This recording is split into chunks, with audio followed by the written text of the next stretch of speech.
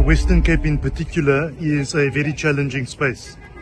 The Democratic Alliance, the DA, in our opinion, has ran Manenberg into the ground. The disparity between those that have and those that don't have increases. The equality divide is getting wider. It also means that the rich is getting richer and the poor is getting poorer. Parties like the DA does not care. Manenberg is a clear example of how the DA has failed people in a most inhumane and horrible way. The DA has been horrible here. So what the DA has done is it's funded by white monopoly capital, the Stellenbosch mafia, and their agenda is to protect the interests of the wealthy. They are using the money of the wealthy to get poor people to come and vote for you. So what they do, they will pay you money to go and canvass because they got white monopoly capital behind them, Stellenbosch money behind them. They will give you food parcels. They will bluff you with all kinds of election gimmicks in the hope that you'll vote for them. And after you vote for them and give them the seat, they disappear. Like a flash of lightning, they are gone. Their money is just going for electricity. They can't manage to buy groceries with that little money.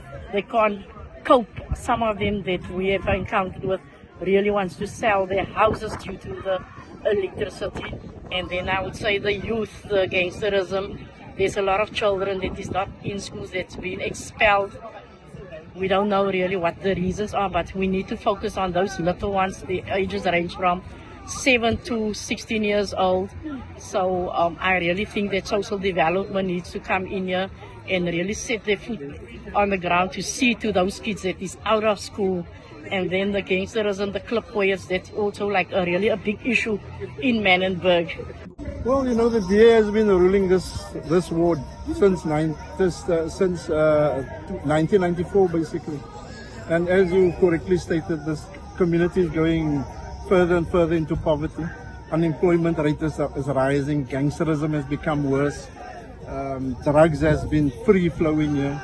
So crime is quite a major issue. And then on top of it, we get the DA government also taxing people by loading the electricity bills and and even evictions where we got families living in backyards. They're beginning to evict people and all of that.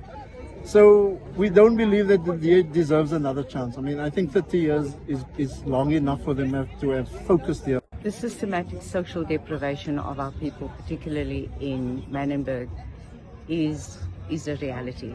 The reality was born out of the displacement of people through forced removals. Many decades later, you find that women have become the sustainable arm within these households, providing sustenance for the families. All social ills have been clearly defined throughout by the DA when it comes to stigmatizing our community. Muwada is a woman that has worked the ground. She has been into the homes of many people. She's understood the needs of our people, particularly the youth and the elderly. We are all here supporting Muwada Abrams, who is a community activist, and she is the MK candidate for the by-election on the 20th of November 2024. And today we have come out in numbers. MK members from all over the metro are supporting her in a campaign here in Ward 30 Manenberg. But today is not just about showing numbers. Today it's about taking this message even further and really spreading through Manenberg the neglect by the Democratic Alliance. Manenberg was a sub-economic area, still a sub-economic. It's important that we have to stand up for gender-based violence, and we as in the Khoi community, our women play a big role here in the Western Cape.